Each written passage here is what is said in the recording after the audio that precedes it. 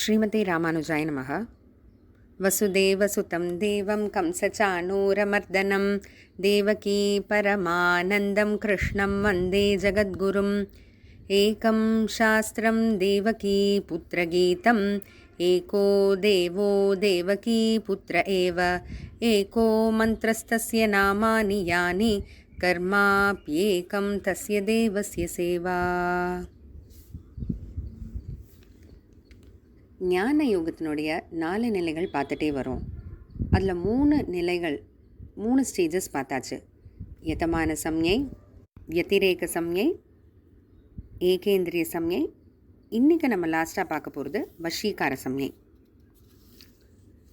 முதல்ல தாழ்ந்த விஷயங்கள் கிட்டேருந்து நம்ம சென்சஸை கண்ட்ரோல் பண்ணி விளக்கணும், அதுக்கிட்ட போகோடாமல் பார்த்துக்கணும்.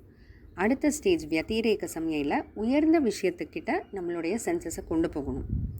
3வது லெவலில் பார்த்திங்கன்னா ஏகேந்திரிய சம்ஞையில் நம்ம மனசளவுலேயும் விருப்பு வெறுப்புகளை நம்ம இல்லாமல் செய்யணும்.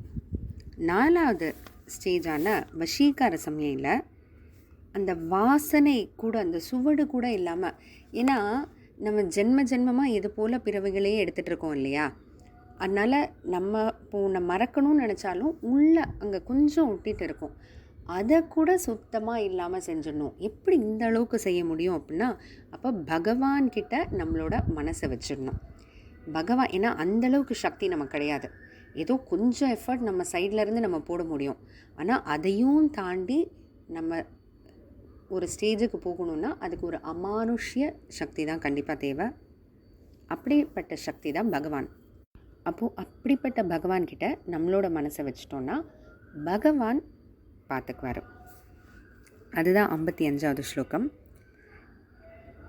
ஸ்ரீ பகவானுவாச்ச பிரஜஹாதி யதா காமான் சர்வான் பார்த்தமனோகதான் ஆத்மன்யேவாத்மனா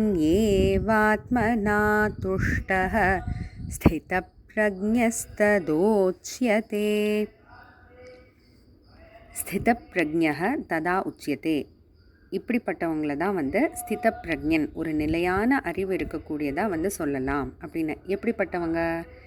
யதா, எப்போ, மனோகதான், மனசில் இருக்கிற சர்வான் காமான், எல்லா ஆசைகளையும் பிரஜஹாதி விட்டு விடுறாங்களோ, ஆத்மனி ஏவ ஆத்மனா, மனசை ஆத்மா கிட்ட மட்டுமே வச்சு துஷ்டக சந்தோஷப்படுறாங்களோ, அப்படிப்பட்டவங்க அப்போது ஸ்தித பிரஜ்ஞன்னு சொல்லப்படுறாங்க அப்படின்னு. இதில் என்ன சொல்ல வர்றார் பகவான் அப்படின்னா, இப்போது நம்ம அந்த ஒவ்வொரு ஸ்டேஜையும் பார்த்துட்டு வருவோமே.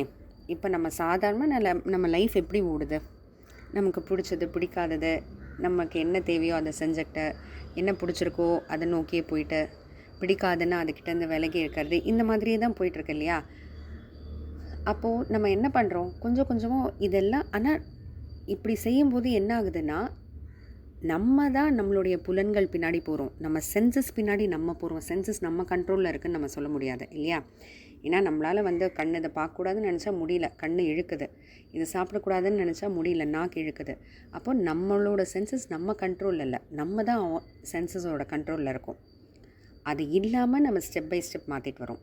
முதல் ஸ்டேஜஸில் நம்ம சென்சஸை இங்கே இதுக்கிட்டலாம் போகாத அப்படின்னு தடுக்கிறோம். 2வது ஸ்டேஜில் உயர்ந்த விஷயத்தை காட்டி அதுக்கிட்ட போகணும் அப்படின்ட்டு நம்மளோட சென்சஸ்க்கு நம்ம டைரெக்ட் பண்ணுறோம். 3வது ஸ்டேஜில் நம்மளோட மனசளவில் இருக்கிற விருப்பு வெறுப்புகளெல்லாம் நம்ம இது பண்ணுறோம். எல்லாத்தையும் துக்கம் வந்தால் இதுவும் கடந்து போகும்னு, சந்தோஷமான விஷயம் ஏற்பட்டால் எதுவுமே நிலச்சி நிற்காது, இந்த மாதிரிலாம் மனசை இது பண்ணுறோம். இப்போ இவ்வளோ டிஸ்ட்ராக்ஷன்ஸை விளக்கும் போது என்ன ஆகும்னா, ஆட்டோமேட்டிக்காக நம்மளோட மனசில் ஆத்மாவை பற்றின திங்கிங் வர ஆரம்பிச்சிடும். ஏன்னா நம்ம இந்த வேர்ல்ட்லி டிசையர்ஸ், இந்த உலக விஷயங்களுக்கு தேவையானது எல்லாத்தையும் நம்ம ஸ்லோவாக விளக்கிடுறோம் இல்லையா. அப்போ ஆட்டோமேட்டிக்காக ஆத்மாவை பற்றி யோசிக்க ஆரம்பிச்சிடும், ஆத்மாவை பற்றின திங்கிங் வர ஆரம்பிச்சிடும்.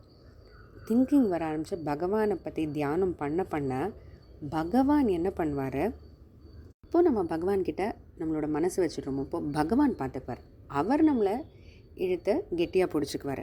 அந்த ஒரு நிலை தான் என்ன அப்படின்னா, ஆத்மாவை பற்றி மட்டுமே நினச்சி ஆத்மாவுக்கு தேவையானதை மட்டும் கொடுத்து அது மூலமாக சந்தோஷப்படுற அந்த ஒரு நிலைமை, அதுதான் 4வது சம்ஞை, வசீகார சம்ஞைன்றது 4வது ஸ்டேஜ் ஆஃப் ஞான யோகா. இப்படிலாம் கூட யாரான இருந்துட முடியுமானா கண்டிப்பாக இருந்திருக்காங்க. பிரகலாதன், நம்மாழ்வார்லாம் இந்த மாதிரி ஒரு ஸ்டேஜில் தான். ஏன்னா பிரகலாதன்லாம் பார்த்திங்கன்னா, பிரகலாதனுடைய அப்பா ஹிரண்யகசிப்பு, அப்பான்னு தான் பேர், ஆனால் அவனோட பையனே அவ்வளோ போட்டு துன்பப்படுத்தியிருக்கான் ஹிரண்யகசிப்பு. நெருப்பில் போட்டும்போது அந்த நெருப்பில் கூட வந்து பகவானை பார்த்ததுனால அந்த நெருப்பு கூட வந்து பிரகலாதனை சுடலை.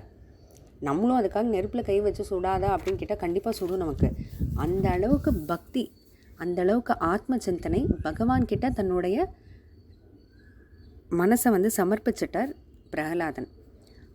மனசை வச்சுட்டார் பகவான்கிட்ட. ஆத்மாவை பற்றியே நினச்சதுனால அந்த நெருப்பில் விழும்போது கூட நெருப்போட சூடு தெரியல, மலையிலேருந்து தள்ளி விடும்போது கூட எதுவும் தெரியல, ஒரு யானையை கூட்டிகிட்டு வந்து மிதிக்க சொல்லும்போது கூட தெரியல. அந்த ஒரு நிலைமைக்கு போயாச்சு. அந்த ஒரு ஸ்டேஜ்டோ இப்போது பிரகலாதன் நம்மாழ்வார்லாம் இருந்தது தான் வசீகார சம்யை. அதனால் இந்த மாதிரி முடியாதுன்னு கிடையாது, அந்த அளவுக்கு முயற்சி இருக்கணும், அவ்வளோதான். இப்போ சில பேர் கேட்பாங்க, இரண்யகசிப்புலாம் இருக்கும்போது நரசிம்மர் வந்தாரே, இப்போவும் இந்த கலியுகத்தில் எவ்வளவோ கெட்டவங்கள்லாம் இருக்காங்களே, ஏன் பகவான் அவதாரம் எடுக்கல அப்படின்னா, பிரகலாதன் போல பக்தியோட கூப்பிட்டா கண்டிப்பாக பகவான் வருவார். அதனால் பகவான் வராரான்னு கேட்குறதுக்கு முன்னாடி நமக்கு முதல்ல பிரகலாதன் அளவுக்கு பக்தி இருக்கான்னு நம்ம நினச்சி பார்த்துக்கணும். பகவான் எப்போவுமே வர ரெடி தான். நம்ம தான் அந்த அளவுக்கு நம்பிக்கை வச்சு பகவான் மேலே பக்தி வச்சு கூப்பிடணும். அதுக்கு நம்ம தயாராக இருந்தால் பகவான் என்றைக்குமே நமக்காக வர தயார். அதனால் ஆத்ம யோகம், ஆத்மாவை பற்றி, ஞான யோகத்தை பற்றிலாம் இன்னும் நிறைய பார்க்க வேண்டியது இருக்குது. தொடர்ந்து பார்ப்போம். ஜெய் ஸ்ரீ கிருஷ்ணா.